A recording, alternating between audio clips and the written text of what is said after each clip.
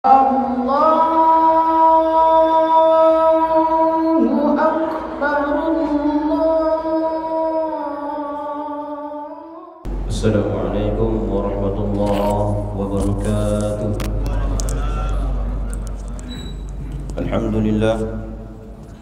Alhamdulillahilladzi yakhluqu ma yasha'u wa yakhtar.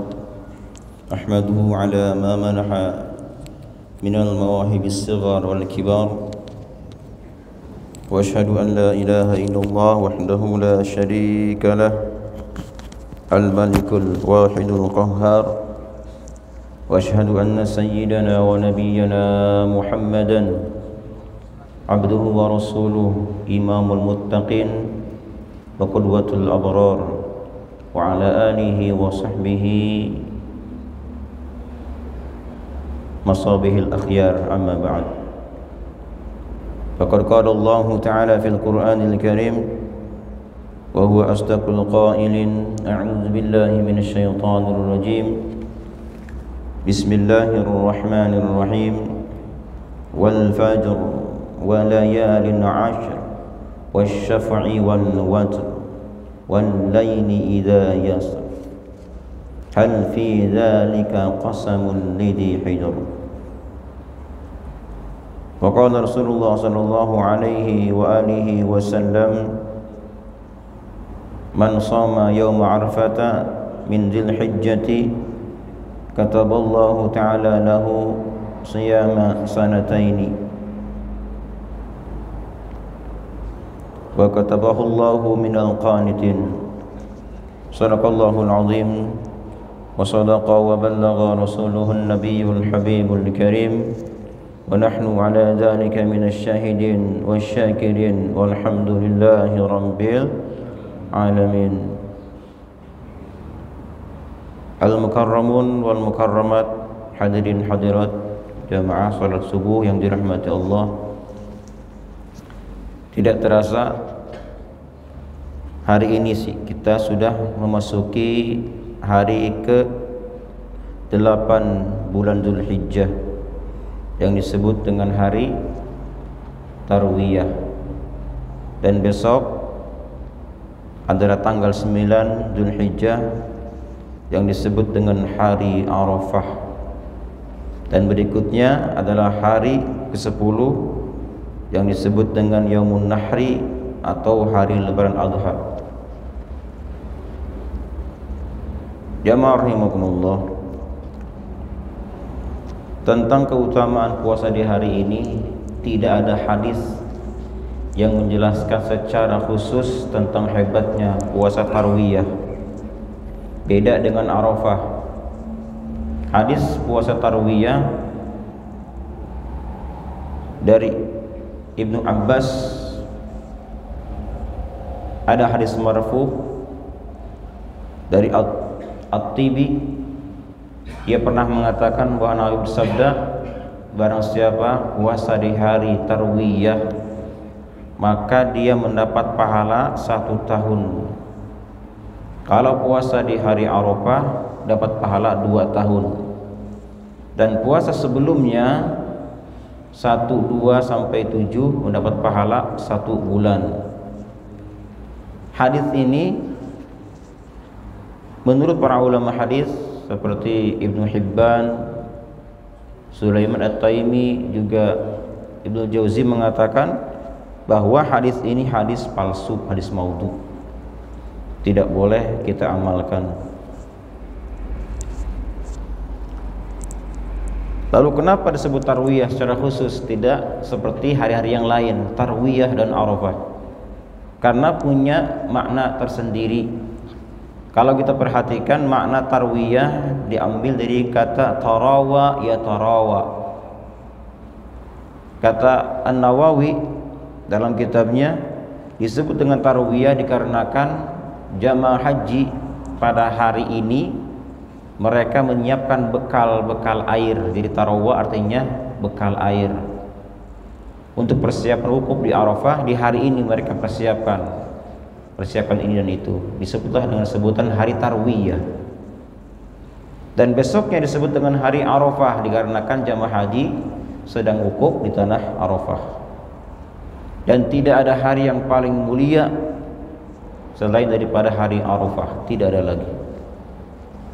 Orang yang sekelas yang ngobrol saja di Arafah ketika wukuf, tidak ibadah, ngobrol saja, ngobrol, subhanallah, semua dosanya diampuni, semua dosanya.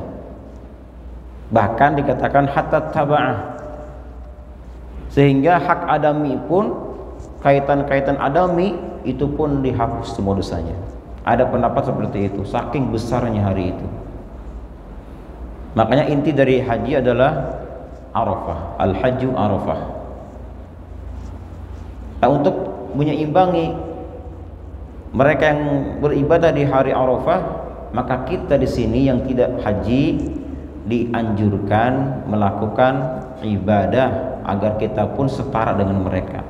Di antaranya adalah berpuasa. Ini puasa, kemudian banyak berzikir kepada Allah Ta'ala, banyak berzikir kepadanya, membaca tasbih, membaca takbir, tahmid, tahlil di hari Arafah. Kalau bisa malam ini, malam Arafah pas maghrib sampai subuh kita baca apa? Kita baca la ilaha illallah wahdahu la syarikalah lahul mulku wa lahul hamdu yuhyi wa yumitu wa huwa ala kulli syai'in qadir. Ini ada hadisnya. Dianjurkan di malam ini dari mulai maghrib sampai subuh membaca zikir tadi sebanyak 1000 kali. Kalau sudah subuh habis waktunya. Baca apa tadi? Sama-sama la ilaha illallah wahdahu la syarikalah lahul mulku wa lahul hamdu yuhyi wa yumitu wa huwa ala kulli. Sudah hafal semuanya ini. Dibaca 1000 kali. Nanti besoknya di hari Arafah juga sama, baca lagi zikir tadi sebanyak 1000 kali, ditambah dengan membaca surat Qul Hu atau Al-Ikhlas sebanyak 1000 kali lagi. Berapa? 1000 kali lagi. Barang siapa, ini dari para ulama shalihin mengatakan, barang siapa membaca surat Al-Ikhlas di hari Arafah sebanyak 1000 kali, kemudian setelah itu dia berdoa dengan doa Arafah yang masyhur ketika kita sedang manasik ya, itu ada doanya khusus. Setelah selesai membaca Al-Ikhlas 1000 kali, baca doa hari Arafah. Di antaranya begini, Allahumma hamdu kalladzi naqul, sampai selesai. Kemudian setelah itu membaca di awal doa seperti baca alhamdulillah, sholawat, kemudian baca atau minta doa yang kita panjatkan. Insya Allah doanya dikabulkan. Yang ingin naik pangkat, Allah angkat pangkatnya. Yang ingin terbayar hutangnya, Allah bayar hutangnya. Yang ingin berkurban gak punya biaya, insya Allah Allah berikan biaya. Hajat-hajat dunia akhirat, insya Allah. Nah, oleh karena itu disunahkan bagi kita untuk melaksanakan ibadah di hari esok. Rasul mengatakan, barang siapa berpuasa di hari Arafah, maka Allah Ta'ala akan mencatat untuknya pahala 2 tahun ibadah puasa. 2 tahun sehari diberikan pahala 2 tahun. Subhanallah. Yang kedua, barang siapa berpuasa di hari Arafah, ini sahih semua hadisnya, maka ghufira lahu ma taqaddama min dzanbihi, maka Allah akan hapus dosa-dosanya yang lalu dan yang akan datang, dihapus dosanya. Yang akan datang sudah dihapus dosanya. Ini pertanda apa? Pertanda orang tersebut akan dipanjangkan usianya. Terus tidak serta-merta dihapus dosanya. Allah berikan ketika dia maksiat, berikan hidayah petunjuk agar dia beristighfar kepada Allah, kembali kepada Allah Ta'ala, sehingga dosa yang dia lakukan di masa yang akan datang Allah hapus dosanya.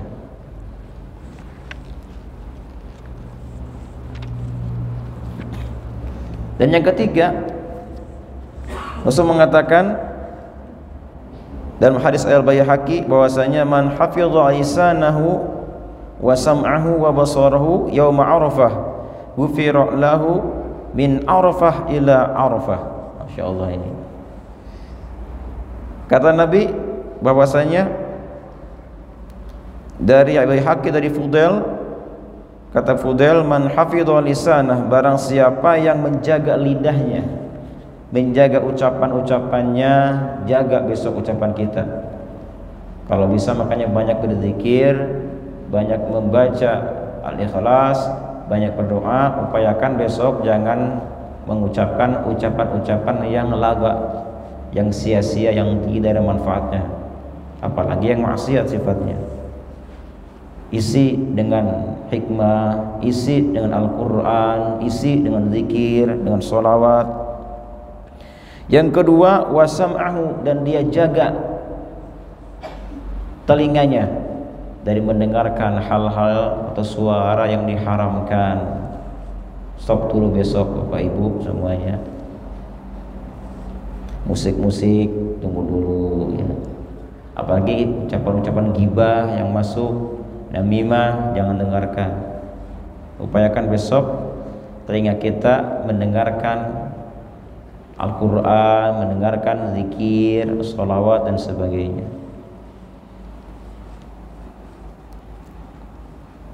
Terkecuali kita tidak sengaja ya, tidak sengaja mendengarkan sesuatu yang diharamkan.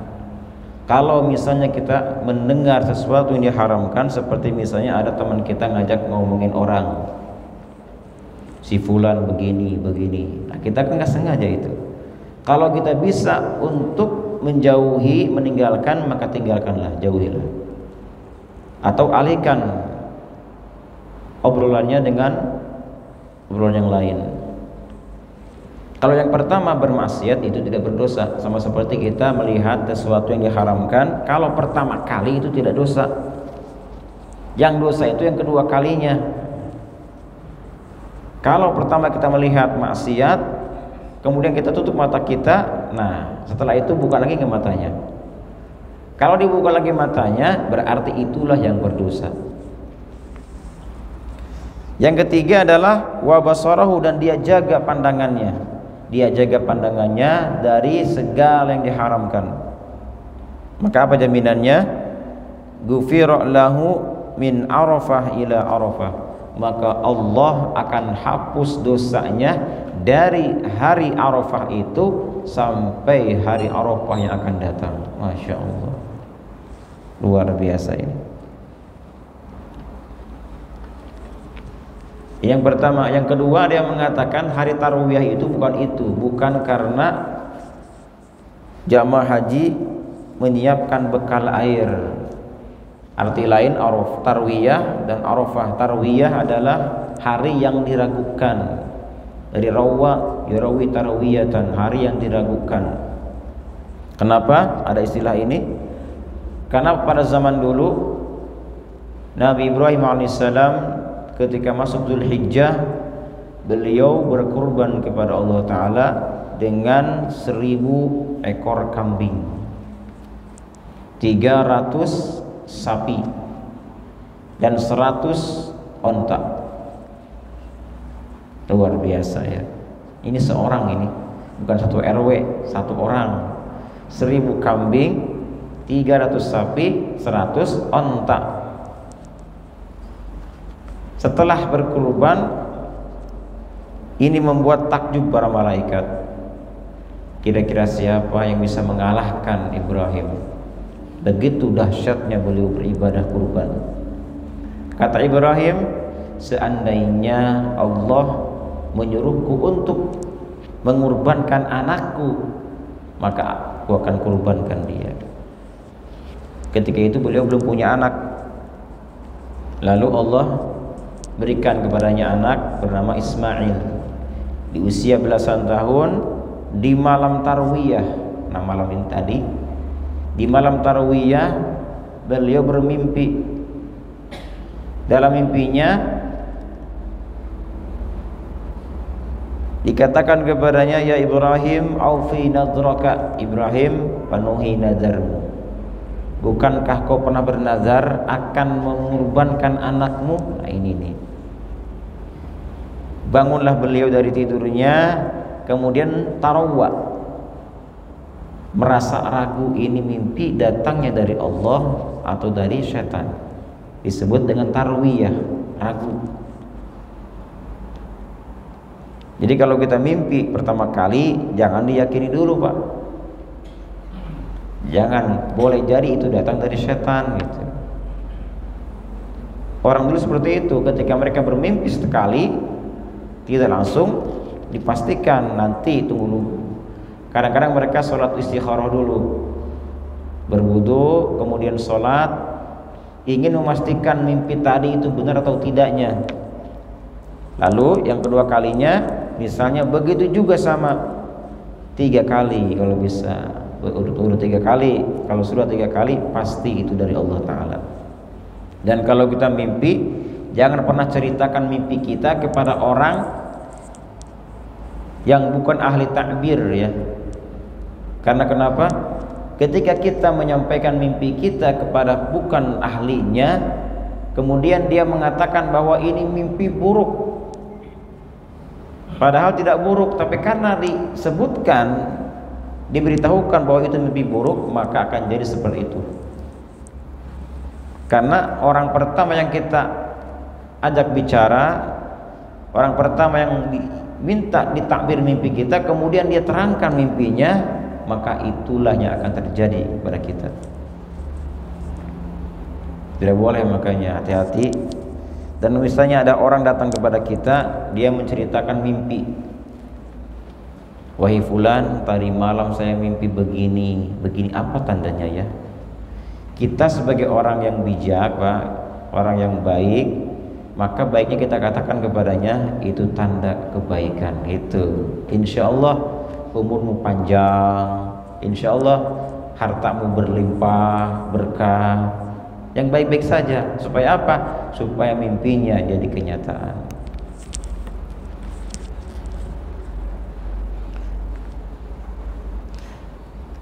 Nah berikutnya di hari ke-9, di malam ke-9, Nabi Ibrahim pun kembali bermimpi dengan mimpi yang sama. Nah ini nih. Nah akhirnya setelah bangun tidur, beliau pun Arafah. Jadi Arafah ini diambil dari kata Arafah. Arafah ya'rifu irfanan, bahwa arifun wa dzaka ma'rufun. Jadi Arafah itu artinya mengetahui, meyakini bahwa mimpi ini datang dari Allah Ta'ala. Disebutkan dengan sebutan Arafah. Jadi hari Arafah adalah hari di mana Ibrahim meyakini bahwa mimpi itu datang dari Allah Ta'ala. Nah berikutnya di hari esoknya, di tanggal 10, beliau pun bernahar, melaksanakan ibadah perintah Allah Ta'ala, yaitu mengorbankan putranya Ismail. Ini panjang ceritanya, singkat cerita. Nah kemudian Ibrahim setelah dibaringkan, ditutup matanya, diikat tangan kakinya, Ibrahim pun menyiapkan goloknya. Dites dulu goloknya, tajam luar biasa. Kemudian digodotkan ke lehernya, digodotkan, ternyata tidak mempan. Tidak mempan. Ini kenapa ini enggak bisa terlukai lehernya? Akhirnya kata Ismail, ayahanda, mungkin ayahanda tidak ikhlas. Cobalah buka penutup mata saya, dibuka. Buka ikatan saya, buka ikatan kaki dan tangan. Mungkin itu penghalangnya, tidak ikhlas. Akhirnya dibukalah, dibuka ikatannya, dibuka penutup matanya, dites lagi goloknya tajam luar biasa, digodotkan lagi, masih tetap tidak mempan juga. Sakti Ismail ya, sakti, masya Allah itu. Jadi ternyata kalau kita lihat Bapak Ibu, jadi golok itu tidak bisa melukai sebetulnya, tidak bisa. Api tidak bisa membakar. Yang bisa melukai Allah Ta'ala. Golok, bahkan bom sekalipun tidak bisa menghancurkan. Yang bisa itu Allah Ta'ala. La ilaha illallah, tiada Tuhan selain Allah. Jadi semua makhluk itu semua ada dalam izin Allah Ta'ala. Termasuk daun satu pun tidak mungkin bisa jatuh tanpa izin dari Allah Ta'ala. Dan kita pun berkedip mata kita, itu pun izin dari Allah Ta'ala. Jika tidak diizinkan, maka kita akan terbuka matanya terus. Coba kalau kita diberikan penyakit, Allah tidak izinkan telingamu mendengar misalnya, ya udah nggak mendengar kita telinganya nih, berdenging tiap hari kan. Nah kemudian ketika Ismail tidak mempan juga kedua kalinya, akhirnya datanglah kambing Kibash, datanglah Kibash yang dulu pernah dikurbankan oleh Habil. Jadi Habil dan Qabil dulu pernah berkurban. Inilah pertama kali manusia berkurban. Ketika Allah perintahkan kepada dua anak ini agar berkurban kepada Allah Ta'ala, kira-kira siapa yang diterima dari keduanya? Qabil adalah petani dan Habil peternak. Maka ketika Qabil menyiapkan kurbannya, dia siapkan hasil panen terburuk, bukan terbaik. Yang paling jeleknya dikeluarkan untuk berkurban. Sementara Habil adiknya, dia siapkan Kibash yang paling terbaik, yang paling bagus disiapkan, lalu diletakkan di atas bukit. Pada zaman dulu kurban tidak boleh dimakan. Tunggu dilihat nanti ketika ada api, ada kilat menyambar, maka itulah kurban yang diterima oleh Allah Ta'ala. Dan ternyata yang diterima adalah kurbannya Habil. Ada kilat menyambar, mengambil apa? Kibash. Kemudian Kibash itu diletakkan di surga. Dan nanti kelak ketika terjadi Ibrahim hendak mengorbankan putranya, digantilah dengan Kibash itu. Seandainya, para ulama mengatakan, seandainya pada waktu itu terjadilah Ibrahim mengorbankan putranya sendiri, maka pasti setiap tahun seorang bapak mengorbankan anak-anaknya. Kira-kira bapak berani enggak anaknya dikorbankan tiap tahun? Makanya bersyukur kepada Allah Ta'ala, alhamdulillah ya Allah, dengan kejadian ini akhirnya kurban manusia pun diganti dengan seekor kambing atau sapi atau unta. Dan inilah syariat yang diikuti oleh baginda sallallahu alaihi wasallam. Jadi semua umat itu berkurban, dari mulai Adam berkurban. Tapi kurbannya macam-macam. Ada yang dengan hasil panen, ada yang dengan hewan kurban. Yang lebih hebat lagi pada zaman Nabi Idris alaihissalam, itu kurbannya unik Pak, kurbannya itu. Jadi kurban zaman Nabi Idris itu tidak hanya binatang saja, termasuk diantaranya bunga-bunga disiapkan, wangi-wangian disiapkan.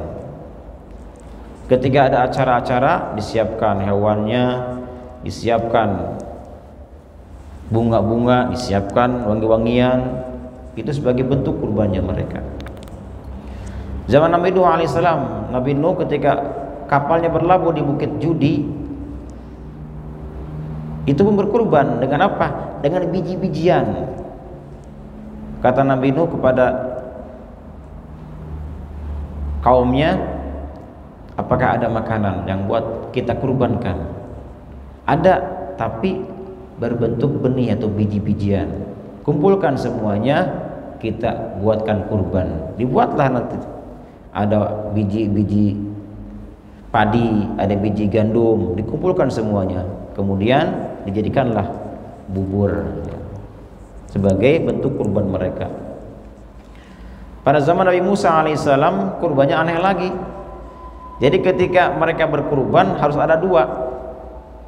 Satu disembelih, satu diliarkan, dilepaskan. Itu zaman Nabi Musa alaihissalam. Dan dari sekian banyak umat yang berkurban, baginda Muhammad sallallahu alaihi wasallam diperintahkan untuk mengikuti syariatnya Ibrahim alaihissalam, yaitu mengorbankan binatang, kemudian dagingnya pun bisa dimakan, dibagi-bagikan. Jamaah rahimakumullah,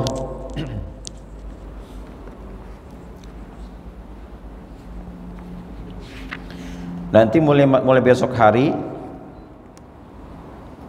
ba'da subuh, dari mulai ba'da subuh besok hari Arafah, kita disunnahkan membaca takbir. Ya, dari mulai subuh besok baca takbir, Allahu akbar, Allahu akbar, Allahu akbar, la ilaha illallah, wallahu akbar, Allahu akbar. Baca takbir setiap sholat, karena takbir di lebaran adha disebut dengan takbir muqayyad, artinya dikaitkan dengan sholat muqayyad. Setiap kita habis sholat, dari mulai besok sampai tanggal 13 Zulhijjah, kita bertakbir setiap habis sholat muqayyad. Apakah sholat sunnah, apakah sholat fardu, apakah sholat ada atau sholat qadha. Jadi semua yang kita lakukan sholat qobliyah, selesai qobliyah, selesai duha, tahajud, witir, takbir, namanya muqayyad. Beda dengan lebaran fitri, itu mursal, tidak ada kaitan dengan sholat. Pokoknya dari mulai maghrib di malam Idul Fitri, dari mulai maghrib sampai imam masuk dalam sholat Idul Fitri, maka habislah masa-masa takbirnya. Itu mursal, takbir terus nggak ada hentinya. Kalau misalnya orang itu tidak ikut berjamaah Idul Fitri, dia sholat sendirian misalnya, maka masa takbirnya adalah ketika dia hendak melakukan sholat Idul Fitri. Karena sholat Idul Fitri dibatasi waktunya dari mulai terbitnya matahari sampai zuhur, masih ada waktu. Andaikan sholatnya menjelang zuhur, maka takbir masih berlaku.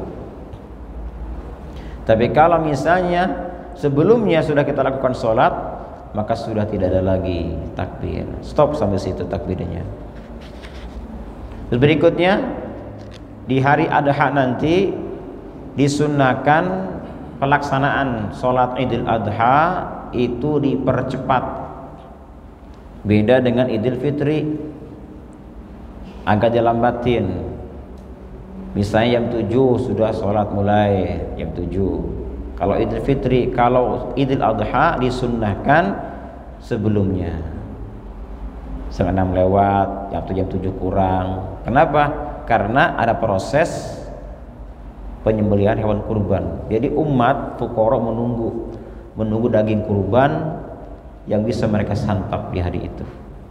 Disunnahkan.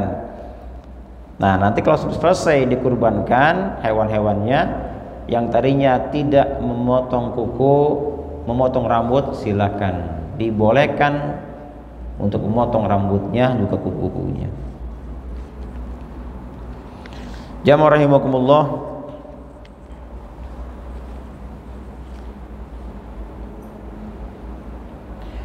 di depan saya ada satu kitab, namanya kitab Irsyadul Ibad. Sebagai penyemangat kita besok berpuasa, sedikit saya akan sampaikan tentang bagaimana hebatnya puasa-puasa ya. Yang pertama dari Al-Baihaqi, dari Jabir, Rasul bersabda, dari Allah Azza wa Jal, Allah berfirman, as-siyamu junnatun, puasa itu adalah junnatun, perisai, yastajinnu biha al-abdu minan nar, di mana orang yang berpuasa, puasanya itu akan menjadi perisai baginya dari api neraka ketika di akhirat sana. Di dunianya jadi penjaga kita ketika kita hendak melaksanakan maksiat, sedang puasa, perisainya itu mau melihat yang diharamkan juga ada perisainya juga. Jadi semua maksiat terhalang dengan puasa. Yang kedua, dari Khatib dari Sahal bin Sa'ad, Rasul bersabda, man shoma yauman tatawuan, barang siapa berpuasa sunnah maka lam yattali ali ahadun lam yardallah lahu bisawabin dunal jannati. Siapa berpuasa sunnah yang tidak diketahui dilihat orang, maka Allah tidak akan memberinya apa-apa terkecuali surga. Masya Allah. Berikutnya Bukhari Muslim mengatakan dari Abi Sa'id, man shoma yauman fi sabilillah, barang siapa berpuasa fi sabilillah, ba'adallahu wajhahu 'anil nari sab'ina khirifan, maka Allah akan jauhkan darinya neraka selama 70 tahun. Puasa sunnah fi sabilillah. Dan berikutnya dari Tirmidzi dari Imarah bahwasanya Rasul bersabda, ketika orang yang berpuasa buka puasa, maka para malaikat bersolawat kepadanya. Insyaallah, luar biasa ini. Dan di surga dalam sebuah hadis ada surga namanya, ada pintu namanya pintu Ruyyan. Jadi surga itu banyak pintunya, Pak. Ada pintu Ruyyan, ada pintu duha.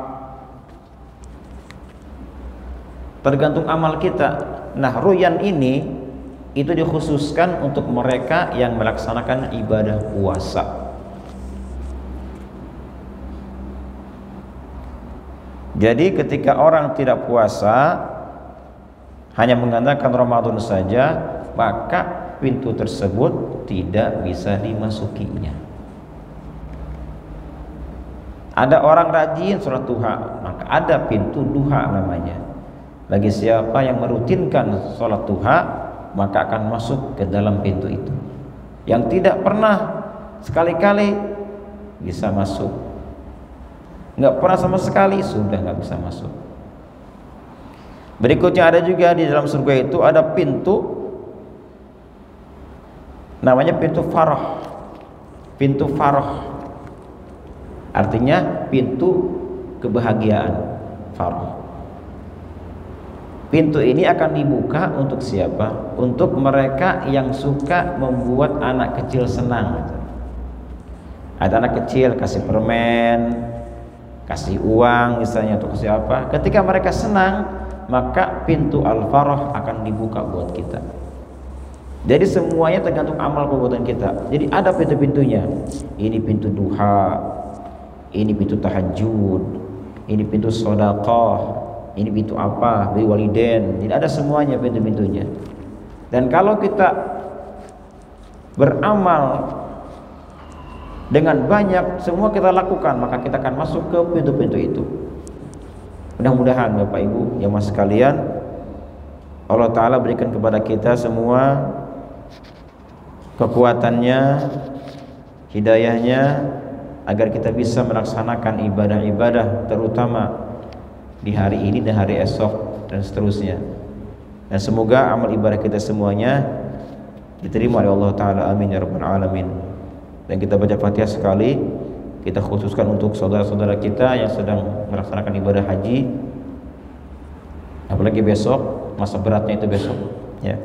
Sampai tadi malam ada yang WA di sana di Mekah, Ustaz katanya, doakan saya besok, saya mau wukuf di Arafah. Ya tegang katanya, masalah tegang. Banyak ada juga yang meninggal dunia kan. Jadi dia mungkin wasiat atau apa, menitipkan wasiat kepada saya tuh tadi malam. Jadi kita doakan bersama-sama, semoga saudara kita khususnya dan umumnya untuk semua jamaah-jamaah haji, kita doakan semoga Allah berikan kemudahan untuk mereka semua, diberikan kesehatan, panjang umur, dan kembali ke tempat masing-masing dalam keadaan satu afiat dan membawa haji makbul mabrur. Amin ya rabbal alamin. Ala hadiniyah. Al-Fatihah. A'udzu billahi minasyaitonir rajim. Bismillahirrahmanirrahim. Alhamdulillahi rabbil alamin. Arrahmanir rahim. Maliki yaumiddin. Iyyaka na'budu wa iyyaka nasta'in. Ihdinas siratal mustaqim. Siratal ladzina an'amta 'alaihim ghairil maghdubi 'alaihim waladdallin. Demikian Bapak Ibu semuanya. Jika ada pertanyaan silakan sambil nunggu waktu isyraq. Assalamualaikum warahmatullahi wabarakatuh. Waalaikumsalam warahmatullahi wabarakatuh. Ustaz, ini mungkin atau lupa atau memang terkait dengan takbir mursal, yaitu takbir untuk di Idul Fitri. Itu kan dibatasi setelah melaksanakan sholat Idul Fitri ya. Nah banyak atau mungkin kita lupa ya, setelah sholat Idul Fitri biasanya para jamaah itu bermusafah, bersalaman. Nah di situ ada yang membaca takbir, ada juga yang sholawat. Nah ini yang terkait dengan ini mohon pengarahannya, karena kan mungkin karena memang masih momennya momen Idul Fitri, jadi kadang-kadang malah baca takbir Allahu Akbar pada salaman. Padahal terkait dengan takbir mursal tadi, apakah itu masih diperbolehkan atau sebaiknya baca yang lain? Terima kasih. Baik. Kalau ditanya diperbolehkan tidaknya, diperbolehkan Pak. Cuman sunnahnya sudah habis. Kesunnahan baca takbir itu dari mulai maghrib sampai sholat Idul Fitri. Selesai sunnahnya, kesunnahannya. Ada yang masih mau takbir gitu. Boleh enggak? Silakan saja boleh. Tapi tidak sunnah, hanya boleh saja. Boleh tapi tidak dapat pahala, tetap pahala takbirnya. Kan zikir itu Allahu Akbar, Allahu Akbar. Karena di momen Idul Adha, Idul Fitri, andaikan sudah di stop takbirnya sampai sholat saja, salaman diganti dengan sholawat misalnya sallallahu ala, jadi kayaknya hilang ya. Atau kita datang berkunjung ke rumah saudara kita, nggak ada takbirnya, nggak ada apa suara-suara takbir radio atau apa, kayaknya nggak ada kemesraan gitu, keharmonisan, maka dibolehkan. Tapi sunnah tidak ada, sunnahnya udah habis. Jadi memang ada ibadah itu yang sunnah dibatasi, tetapi ketika sudah lewat masa-masanya masih boleh dilaksanakan. Sunnahnya nggak ada sunnahnya. Artinya perintahnya itu adalah dari mulai maghrib sampai itu. Tapi kalau sebelum malam takbir di Idul Fitri, para ulama berfatwa hukumnya haram, tidak boleh membaca takbir sebelum malam Idul Fitri. Haram. Kenapa haram? Kan takbir ini zikir, betul, tapi ada kaitan dengan ahlul kubur.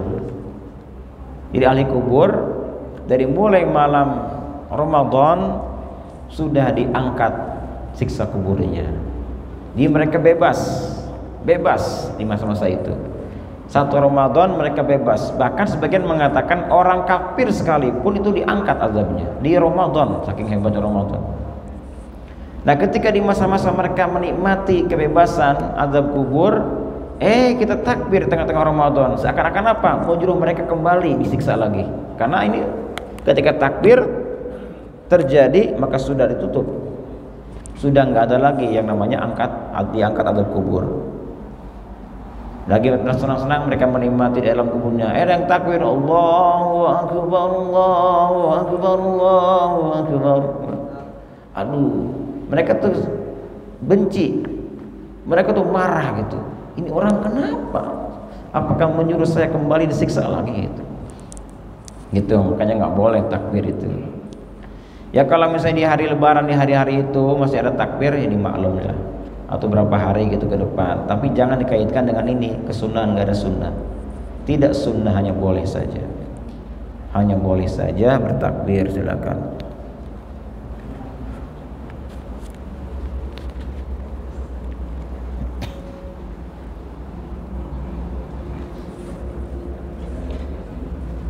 Assalamualaikum warahmatullahi wabarakatuh. Waalaikumsalam warahmatullahi wabarakatuh. Ini pada saat kita demo bakar ban, bakar itu, tapi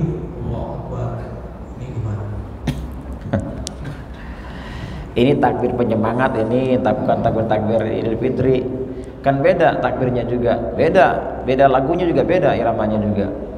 Kalau takbir lebaran kan ada iramanya. Nggak bisa kita takbir lebaran Allahu Akbar, Allahu Akbar, la ilaha illallah, nggak begitu kan? Dan enggak juga yang demo Allahu Akbar, Allahu Akbar. Ada gimana ini? Kok jadi lebaran jadinya? Akhirnya apa nanti yang terjadi? Jadi polisinya jadi bersahabat, jadi salaman dong ya. Jadi takbir memang ada zaman dulu, ketika orang dulu perang tuh begitu, penyemangat gitu. Takbir, Allahu Akbar, Allah Maha Besar gitu. Jadi meskipun kita lemah gitu kan, senjatanya kurang, fisik juga kecil atau lemah, sakit gimana, Allahu Akbar, Allah Maha segalanya, Maha Besar Allah. Berikan kekuatanmu ya Allah kepada kami gitu. Takbirlah akhirnya. Jadi ada memang itu namanya takbir khusus. Kalau takbir lebaran itu khusus namanya takbir Idul Fitri. Kalau takbir biasa seperti itu namanya takbir zikir, takbir saja, zikir takbir ya. Seperti dalam sholat disunnahkan Nabi sholat kita baca takbir sebanyak berapa kali? 33 kali. Subhanallah 33, Alhamdulillah 33. Yang ketiga baca Allahu Akbar 33, termasuk sebelum sholat. Bapak Ibu, disunnahkan juga. Disunnahkan kalau kita mau sholat nih, imam-imam atau umum, Rasul mengatakan barang siapa yang membaca subhanallah sebelum sholat 10 kali, subhanallah, subhanallah, subhanallah 10 kali, apa kata Allah? Hamidani abdi, hambaku telah memujiku. Kemudian yang kedua baca apa?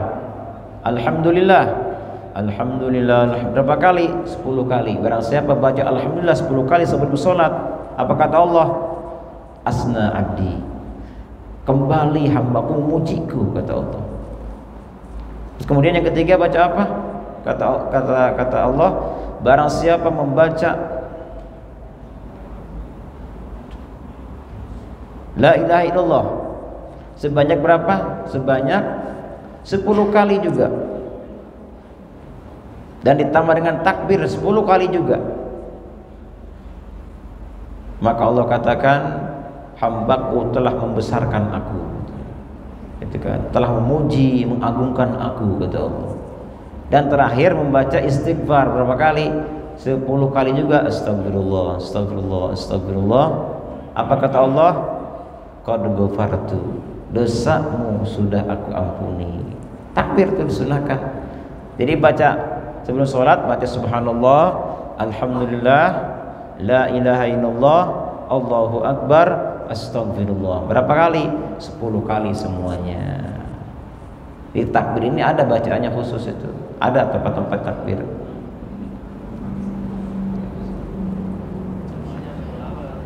Kenapa?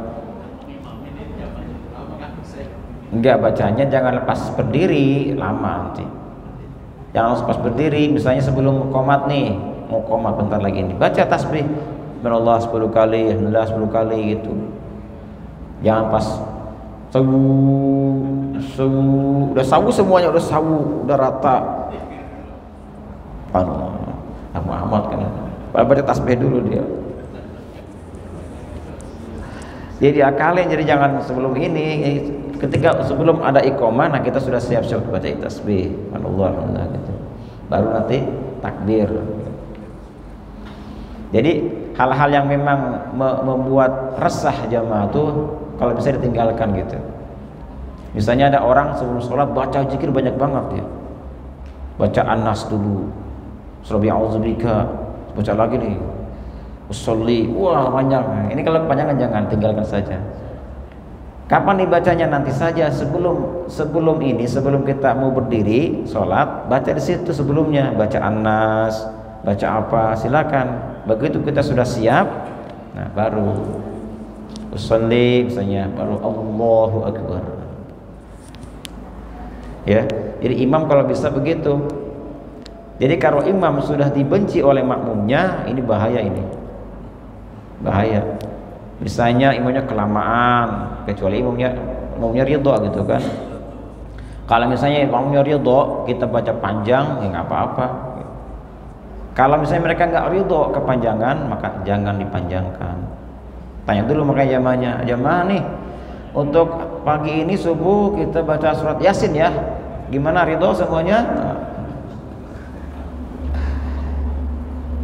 Kalau ridho ya bismillah, kalau misalnya nggak ridho jangan gitu. Jangan juga terlalu cepat. Surat-surat yang pertama inna a'thaina, yang kedua kulhu, jangan juga kecepatan. Jadi jamaah itu apa? Kadang-kadang senang yang panjang, kadang senang yang pendek, jadi beda. Makanya kita tengah-tengah saja. Disiapkan oleh para ulama-ulama. Jadi kalau misalnya kita sholat maghrib dari mulai At-Takasur sampai An-Nas ya, suratnya pendeknya seperti itu ukurannya. At-Takasur rakaat pertama, Al-Asri kedua, Al-Fil rakaat pertama, Quraisy kedua gitu. Kemudian Al-Ma'un rakaat pertama, Al-Kautsar kedua. Kemudian Kuliah dan Kulhu sama, satu paket. Dan terakhir Al-Falaq, An-Nas juga sama. Tetapi untuk surat Tabbat dan Idza, sebagai ulama tidak menyukai surat ini, apalagi Tabbat. Kenapa? Ini ada ayat yang menghina keluarganya Nabi SAW. Siapa? Abu Lahab. Kan itu pamannya Nabi itu. Saking kita menjaga Nabi tidak tersakiti, maka ulama-ulama tidak menganjurkan baca Tabbat. Kenapa? Takut Nabi sakit hati. Ini kan pamannya Nabi. Makanya mereka tidak ada kesunahan ini. Yang ada At-Takasur, Al-Fil, Al-Ma'un, Kuliah, Al-Falaq, An-Nas. Dan kemudian kalau Isya naik lagi ke atas dari Ad-Duha tuh. Ad-Duha pasangannya apa? Al-Nashrah. Kemudian Iqra atau Al-Alaq pasangannya Al-Qadar. Berikutnya Al-Bayyinah pasangannya Zalzalah. Kemudian Al-Adiyat pasangannya Al-Qari'ah. Kalau subuh panjang lagi, An-Naba bisa ya. An-Naba sampai ke mana? Sampai ke situ, sampai ke Asy-Syams atau Al-Lail. Ya, Qiyamul Lail tambah lagi. Kan senang biasanya yang namanya Qiyamul Lail itu enggak ada yang sedikit, Pak. Panjang-panjang biasanya. Tambah lagi kalau kita Qiyamul Lail misalnya surat panjang Al-Baqarah gitu. Ya. Terutama surah ini kalau kita sholat gerhana. Kalau kita sholat gerhana dianjurkan panjang. Sunnah panjang. Nabi ketika sholat gerhana rakaat pertama baca surat Al-Baqarah. Yang kedua, rakaat keduanya atau qiyam keduanya membaca surat Ali Imran. Qiyam ketiganya membaca surat An-Nisa. Dan yang keempatnya membaca surat Al-Maidah. Luar biasa. Sampai sebagian sahabat tersungkur jatuh. Imran jatuh 4 surat. Belum pernah saya temukan ada imam baca 4 surat ketika sholat gerhana, nggak ada ya. Saking takutnya Nabi ketika ada gerhana, melihat takut ada kiamat terjadi, saking takutnya dipanggil sahabat-sahabat. Ada yang belum siap-siap, masih dalam kerjanya, dipanggil, kumpul. Gelap kan? Nggak kayak sekarang. Kalau sekarang mah udah ada apa? Ada gambaran, ada berita tanggal sekian, bulan sekian ada gerhana, jadi enak. Zaman dulu nggak ada kan. Sehingga ketika mereka belum siap-siap untuk melaksanakan sholat gerhana, banyak yang jatuh tersungkur, tidak kuat saking berlawan diri. Dan Nabi khusyuknya luar biasa ketika sholat itu. Saking takutnya dia nggak peduli siapa di belakang itu. Baca 4 surat tadi gitu. Ya gitu Pak. Jadi kalau misalnya kita sholat begitulah. Ya begitu. Jadi sesuaikan dengan ini. Kalau misalnya kita takut kepanjangan, tadi dibacanya sebelum iqomah itu. Udah masuk belum? Masih ada? Assalamualaikum warahmatullahi wabarakatuh. Waalaikumsalam. Biasanya kan kalau kita sholat tentu bukan misalnya mungkin, tapi kan ini panjang, lebih panjang yang kedua ya. Kalau munafikun itu pasangannya al-jumu'ah, Pak. Al-jumu'ah rakaat pertama, al-munafikun rakaat kedua gitu. Disunnahkan kalau kita baca surat tertib, urutannya tertib. Jangan terbalik. Jadi kalau rakaat pertama misalnya surat Al-Falaq, maka rakaat kedua An-Nas. Jangan terbalik, An-Nas baru Al-Falaq, jangan begitu. Yang kedua, sunnah baca surat dalam sholat itu yang rakaat pertama lebih panjang daripada rakaat kedua. Nah, kalau misalnya orang baca kulhu rakaat pertama, rakaat kedua apa kira-kira? Bapak, kalau kita rakaat pertama baca surat Al-Ikhlas, kedua surat apa? Wah, ini kan pendek nih Al-Ikhlas nih. Berarti Al-Kautsar dong. Enggak tertib itu, kembali ke belakang. Kan kadang kita lupa, Pak, lagi sholat kira rakaat ini, kira rakaat kedua. Walam yakul lahu kufuwan ahad, Allahu akbar. Nah, ini rakaat pertama. Nah, lalu apa sekarang yang kedua? Kalau kita berjamaah, kalau pernah kejadian seperti ini, maka baca surat berikutnya. Bisa Al-Falaq, bisa An-Nas. Nah, ketika ada kasus seperti ini, rakaat pertama ternyata lebih panjang daripada rakaat yang kedua, maka rakaat kedua suratnya itu dipotong.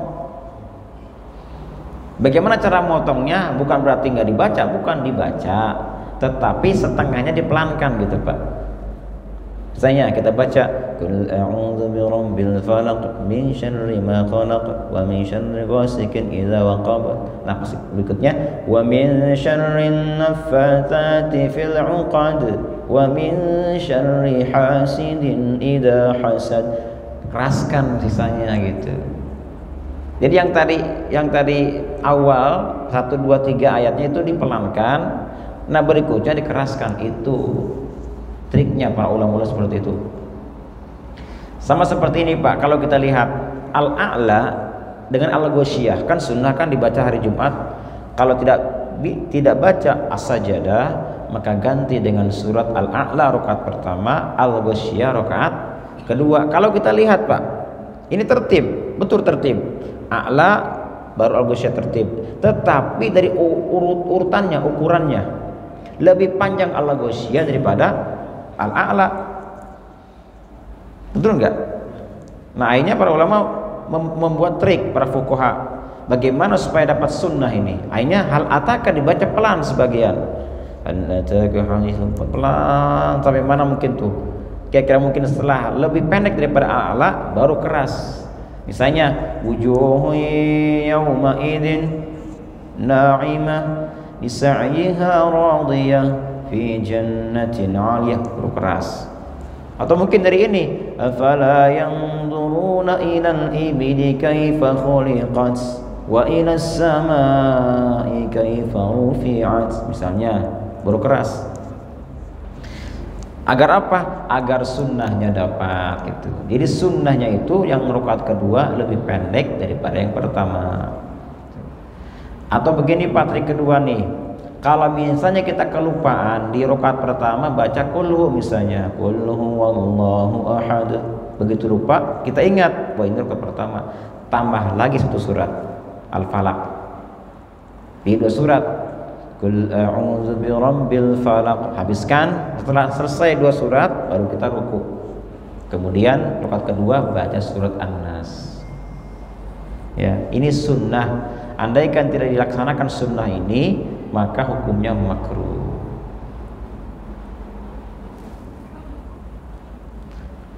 Masuk isyraq. Ayo satu lagi.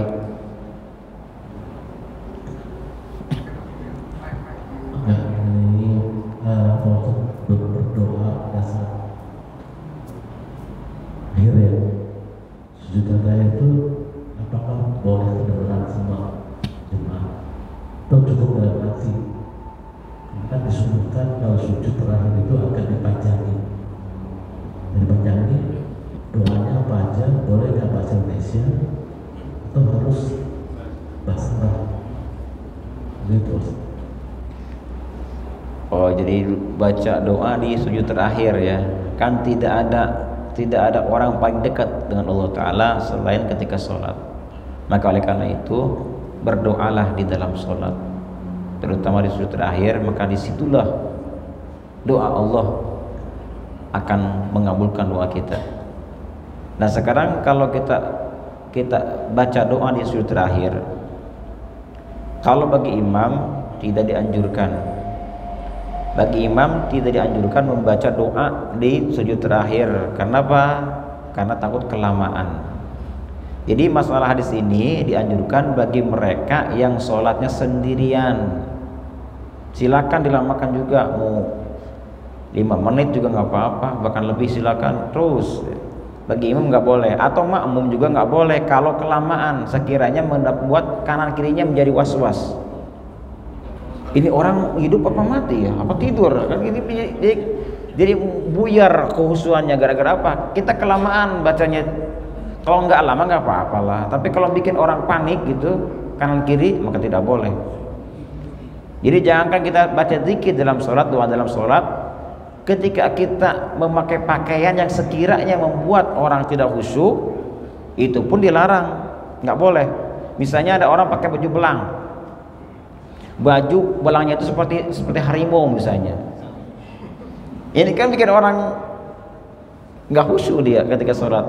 Nah orang yang pakai baju belang seperti ini tidak boleh berdiri di depan. Jangan di belakang, di sholat pertama dia nggak boleh. Ini bikin nggak khusyuk. Di mana? Di pojok sana boleh, atau di belakang. Kenapa? Mengganggu kehusyuan, nggak boleh. Ini baju. Jadi pakaian, semua pakaian-pakaian yang sekiranya mengganggu umat ya jamaah itu tinggalkan, nggak boleh ya. Pokoknya nggak boleh. Termasuk diantaranya kalau saya pribadi Pak, saya pribadi nih, saya kalau pakai sarung nggak pernah diperlihatkan mereknya apa, Atlas, Gajah Duduk, nggak pernah. Kenapa? Takut di belakang baca Atlas, Gajah Duduk. Di daerah Cianjur Pak ada satu pesantren, saya baru tahu ada satu pesantren, nggak saya sebutkan pesantrennya. Ketika kita masuk ke masjidnya, Bapak mungkin agak aneh juga masjid ini. Itu sejarah nggak dilihatkan Pak gambarnya, dibalikin semuanya. Kan biasanya kan ada gambarnya kayak gambar masjid kan, gambar apa, kubah atau apa. Ini dibalik-balikin. Kenapa? Takut mengganggu konsentrasi sholat. Dia saking menjaga kehusuan, tapi nggak juga kali ya. Jadi apapun yang mengganggu kehusuan sholat kita, maka itu jauhi gitu. Ya termasuk orang yang sakit juga, sakit nih, batuk-batuk, sekiranya mengganggu kanan kiri kita, mending gak usah sholat dulu. Takut apa? Mengganggu gitu. Kan saya rugi? Enggak rugi. Orang sakit tidak berjamaah sudah Allah catat dia dapat pahala berjamaah. Ya, kalau mengganggu, kalau enggak apa-apa, bebas ya, nggak apa-apa. Ini takut kekhawatiran kita. Jadi kalau kita sholat, jaga kekhusyuan sholat. Jangan sampai jamaah terganggu dengan sholat kita gitu. Kalau sampai terganggu, kita dapat dosa. Kalau terganggu dapat dosa ya. Nggak boleh. Sama seperti ini Pak, satu lagi nih, kita sholat terlalu keras bacaannya misalnya, Kak Mam tuh, iya kan, ihdinas siratal ladzina. Kalau mengganggu kanan kiri kita, para ulama mengatakan kalau terganggu bacaannya gara-gara taswis, maka bisa berdosa. Dosa, kenapa? Mengganggu. Iya kan. Atau apa? Atau kalau terdengar saja, nggak mengganggu, nggak terdengar saja suaranya, tapi kita nggak terganggu kanan kiri kita, hukumnya tidak haram tapi makruh. Kalau sudah sampai tingkatan mengganggu, ini sudah haram, nggak boleh. Kaitannya dengan misalnya jadi imam yang kadang-kadang mungkin karena sensitif dari mic-nya atau apa, jadi kayak masih kedengaran dengan jamaah itu. Ini imamnya nih.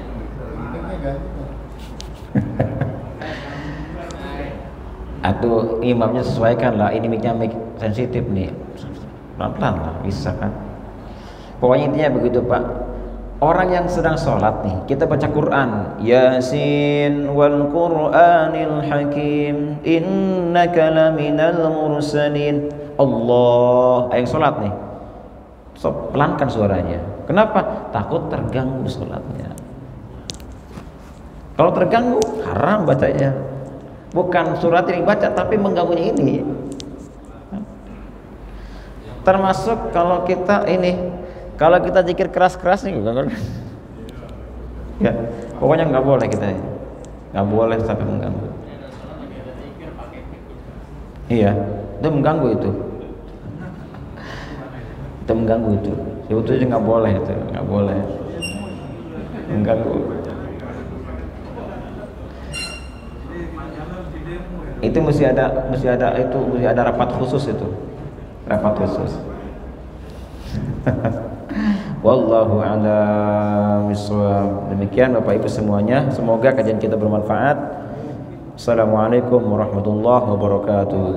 Allah